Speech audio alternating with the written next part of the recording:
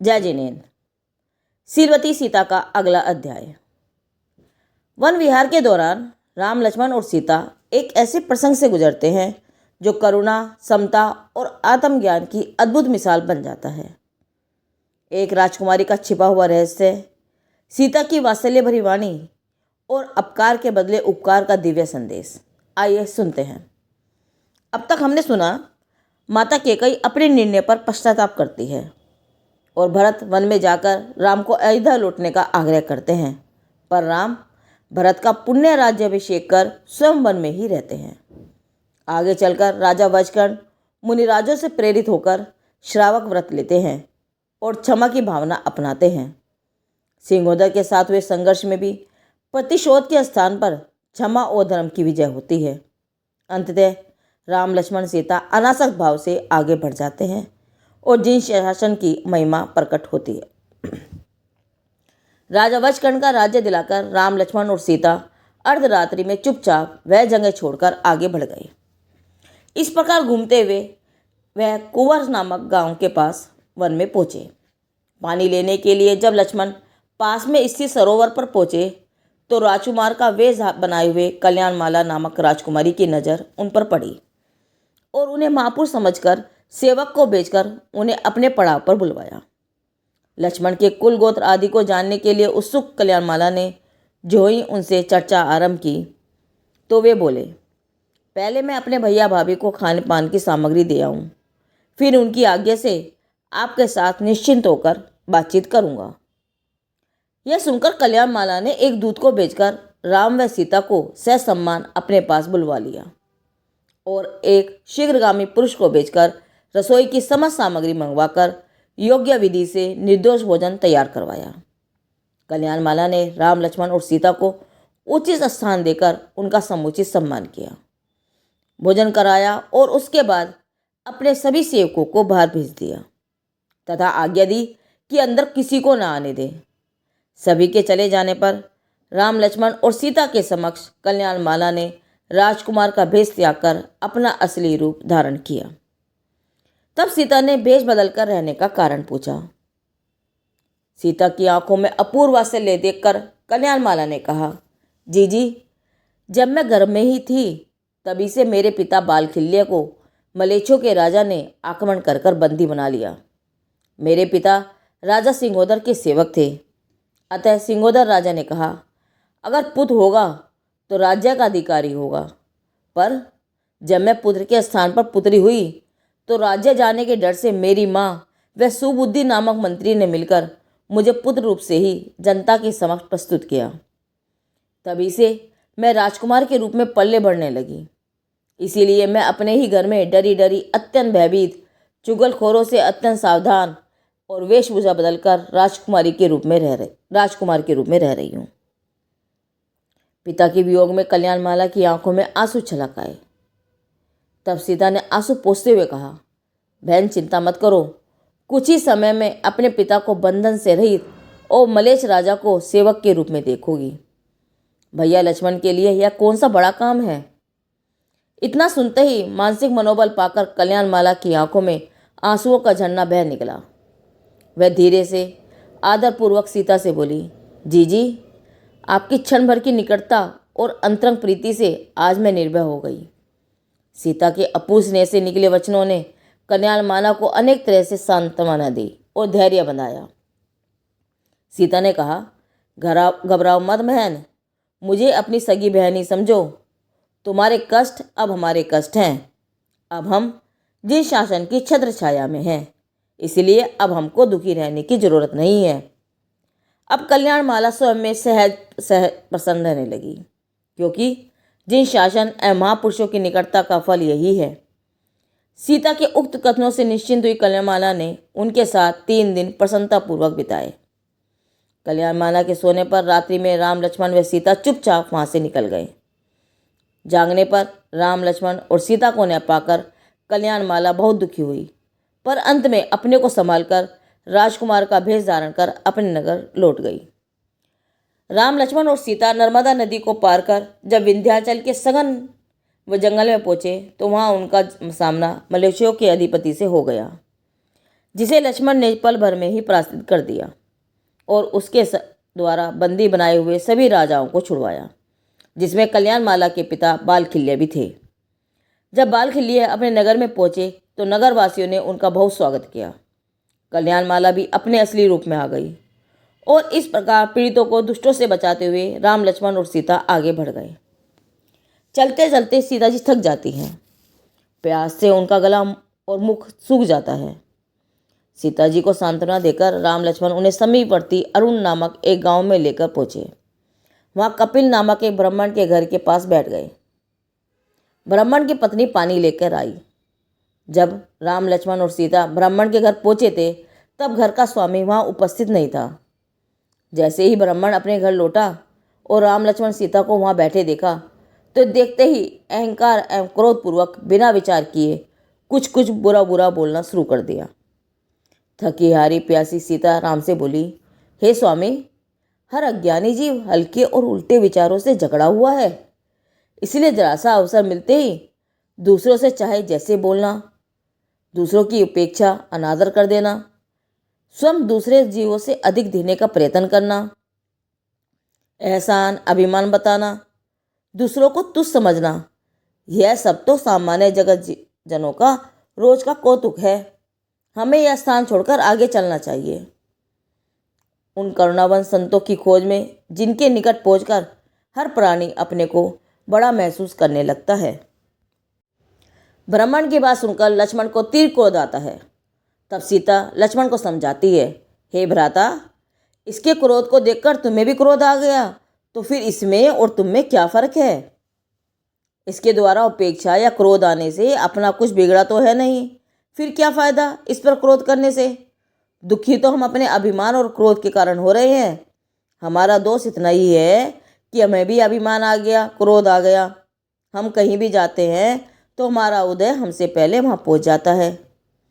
इस प्रकार लक्ष्मण के क्रोध को शांत कर राम, लक्ष्मण और सीता चुपचाप वहां से उठकर बिना पानी पिए ही चल दिए और पास के जंगल में छायादार पेड़ के नीचे ठहर गए। वहां सभी अपने अपने विचारों में मगन हो गए। अपने में अपनेपन का विश्वास दृढ़ करती हुई सीता ने अपने में तृप्ति के आनंद का सेवन किया और उसके बाद उन्हें सारे जगत को निर्दोष देखने की कला स्फुटित हुई। कर्मों से मिलने वाले फल को भिन्न जानकर भेद ज्ञान करके उससे निरपेक्ष हो गई। कैसे भी सम्मान, अपमान, संयोग, वियोग हर उदय जनित प्रसंगों में अपना उपयोग उदय में नहीं जोड़ती हुई हर परिस्थिति में प्रसन्न रहती। प्रत्येक द्रव्य की प्रत्येक पर्याय को स्वतंत्र, भिन्न और पूर्ण देखती। न किसी परिस्थिति में कुछ करने की जरूरत लगती और न ही उस परिस्थिति में कुछ होने की गुंजाइश समझती। अपने में करत करते परिपूर्णता के आनंद का वेदन करती। अगले दिन के लिए कुछ जोड़कर रखने की आवश्यकता ही नहीं लगती थी। जिस दिन भी एक स्थान से दूसरे स्थान के लिए गमन होता तो मानो अकिंचन की तरह फिर खाली हाथ चल देते। कर्म रूपी पुष्पों की बगिया की सुगंध आदमी के विहार करने के पहले ही वहां पहुंच जाती है। लोग उनकी आगवानी पर उनको सम्मान रूपी नेत्रों से देखकर उनका आगमन करते अथवा उपवास, अपमान का भी सामना करना पड़ता। कभी रुकने के लिए अश्रुपूरित नेत्रों से निवेदन करते, परंतु अनेकों कुटियों, सुविधाओं, वनवासियों के प्रेम को मात देखकर ही आगे बढ़ जाया करते। धन्य है वे जिन्हें हर परिस्थिति में मुस्कुराना आता है। उनके शब्दों में न तो दंभ होता और न ही व्यंग होता। इसी कारण उनके पवित्र हृदय से निकलने वाले वचन सभी को वश में कर लेते हैं। राम बोले, सीते, तुम्हारा जीवन तो सांसारिक वैभव के बिना विचित्र लोगों के उपहास सहते सहते ही व्यतीत हो रहा है। सीता ने कहा, हे जिनेश्वर लघुनंदन, सांसारिक वैभव तो कर्मजनित उपाधियां हैं। इनसे हमारी आत्मा का कल्याण नहीं होने वाला और न ही लोगों के उपहास करने से आत्मा की क्षति होती है। हास परिहास में अनंत काल बीत गया, अब भी आत्महित नहीं करेंगे तो समय हमारा उपहास करेगा। राम जी, सीता, तुम अत्यंत अनासक्ति से समस्त सांसारिक सुख सुविधाओं को छोड़ते हुए हमारे साथ चली आई, इससे तुम्हें कष्ट ही कष्ट उठाने पड़ रहे हैं। इससे लाभ क्या हुआ? सीता ने कहा, स्वामी, भविता भव्य हमारे आनंद के लिए कितने कितने घटनाक्रम रचता है। हर घटना से हमें बेध्यान की धारा ही उधर होती है। सीता, उल्हाना देना तो तुम्हें आता ही नहीं। राम जी बोले, सीता जी, स्वामी आपकी उदारता, विशालता, अनासक्ता, सारी सुख सुविधाएं, सम्मान, पद प्रतिष्ठा क्षण भर में छोड़कर चल देना, हमेशा दूसरों को सम्मान देना, सहयोग देना, दूसरों के दुख में निरपेक्ष भाव से सर्वसमर्पित हो जाना, यह आपके दैवीय गुणों का ही चमत्कार है कि आपके प्रति समर्पणता के भाव तो आते हैं परंतु उल्हाना के भाव नहीं आते। राम जी ने कहा, शीतलता की मूर्ति सीता, धन्य हो, कर्म और नो कर्म से तुम्हें कोई भी शिकायत नहीं है। सीता जी बोली, हे स्वामी, जब कर्म और नो कर्मों का हमारी चैतन्य सत्ता में कोई अस्तित्व ही नहीं है तो फिर उनसे क्या शिकायत और क्या अपेक्षा।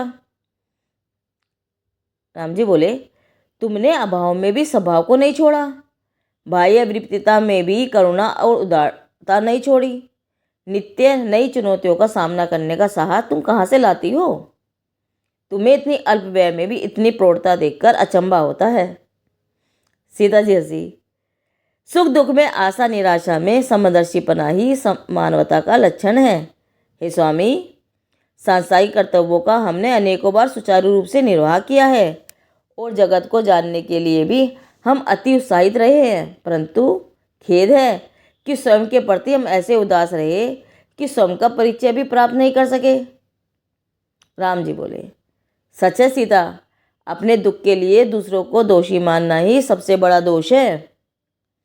सीता जी, सच है स्वामी, जिस समय जो प्रसंग बनेगा उसको सहज भाव से स्वीकार कर आनंदित रहेंगे। दूसरे लोग जैसा कहेंगे उसका फल वे ही भोगेंगे, लेकिन हमारा आदर अनादर ही हमारे कर्मों का फल है। जो भी प्रसंग बनता है न्यायपूर्वक ही बनता है, क्योंकि कर्म का फल अपने बांधे हुए परिणाम के अनुसार मिलता है। राम जी ने कहा, सच है जनक दुलारी, संयोग से कुछ भी अपेक्षा न रखते हुए निज में संतुष्ट रहने का अवसर आया है। क्या अद्भुत है, हम जगत से बिल्कुल निरपेक्ष व स्वाधीन हैं। सीता जी बोली, हे आत्म रसिक, हर परिस्थिति तो ज्ञेय मात्र ही है।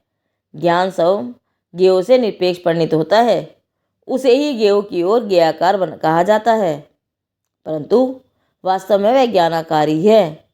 ज्ञान प्रति समय चलता है और इससे पता चलता है यह ज्ञान स्वभाव ही मेरा स्वरूप है। मैं मात जाननहारी हूँ। ज्ञान गायक में जो प्रकट हो रहा है और ज्ञान में गायक ही जानने में आ रहा है। उसी वट वृक्ष पर इबकर्ण नाम का वृक्ष रहता था। वह तुरंत अपने स्वामी पूतन नामक यक्ष के पास जाकर बोला कि 3 मानव, 2 पुरुष और 1 स्त्री वृक्ष के आश्रय से ठहरे हैं। उनके पुण्य प्रभाव से प्रभावित होकर मैं आपकी शरण में आया हूँ।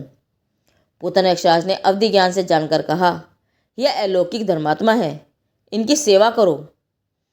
यक्षराज भी स्वयं आए और उन्होंने एक दिव्य नगरी बसाकर एक सुंदर महल में राम, सीता और लक्ष्मण को ठहराया। उस नगरी का नाम रामपुरी रखा। वे वहाँ कुछ दिन तक रहे। राम लक्ष्मण के द्वारा उसी नगरी में कपिल ब्राह्मण का भी उद्धार हुआ।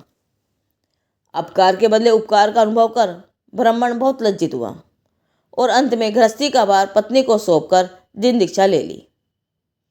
वर्षा ऋतु बीतने पर जब राम उस यक्ष द्वारा निर्मित नगरी से चलने लगे तो यक्ष ने बहुत रोकने का प्रयास किया, पर राम को रोकने में वह सफल नहीं हुआ।